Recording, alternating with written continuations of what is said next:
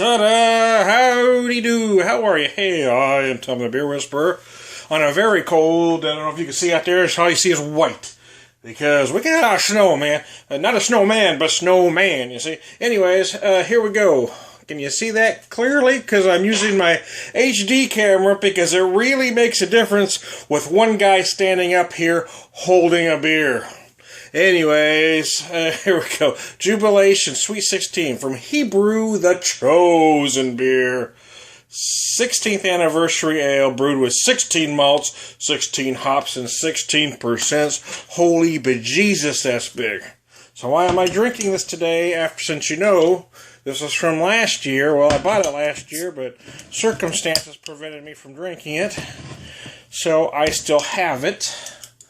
So, since I'm not going anywhere today, being it cold and snowy, except for maybe the Promised Land with the Chosen Beer, you see what I did there? That was clever, huh? The Promised Land, because it's the Chosen Beer. Damn.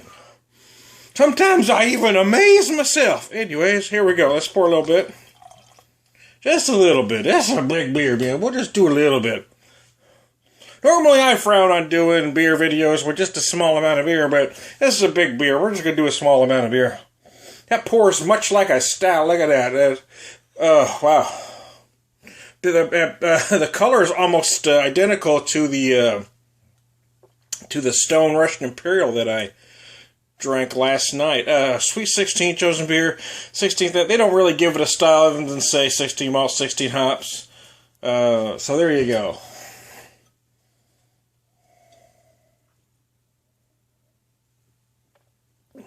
Oh, wow. You see, here's what I don't know. What I don't know is how much this may have changed over the course of the year. Since I did not drink one last year, I bought the bottle and didn't drink it. I don't know if it's evolved any or if this is the way it was meant to be. I think I'm going to make the leap that it has changed somewhat. 16 malts, 16 hops. 16%. I don't know IBUs. I don't think they give IBUs on it. Oh, wow. I mean, I don't know. You call it whatever you want to. It's kind of one of those that's ambiguous in style. It drinks much like a Imperial Stout does, meaning it's big, it's syrupy, it's a little sweet.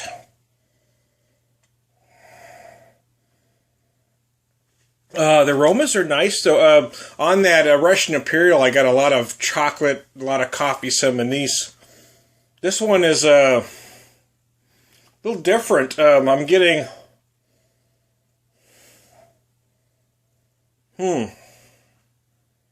You can really feel the alcohol in those, I am going to admit. You definitely get some anise there, for sure. There is some chocolate, not big. Some coffee is apparent. There's some other things going on as well. It is interesting. This is probably a little colder than I want it to be at the moment because, well, I pulled it out of my garage. My garage is probably colder than my refrigerator at this point. I did let it sit out for about 10 minutes before I popped her open. But I probably will do another video as it warms up a bit. It actually feels very thick right now, so I'm wondering how much more viscous this is going to appear to be once I get it to about 55 to 60, which is probably the temperature this beer really should be drank at. I've probably got it at about 45 right now. Carbonation is there, but very light. Again, I don't know how much that could have changed over the past year. Oh, wow. The finish is beautiful, though, actually. Not extremely hoppy, but there is some bitterness there, and there is enough there to shut that cloyingness down. And a beer like this, as syrupy, as thick, as sweet as it is, would tend to get cloying without a proper amount of bitterness to really shut it down, and this works. I'll try to get more in-depth with specific flavors when I pour it again.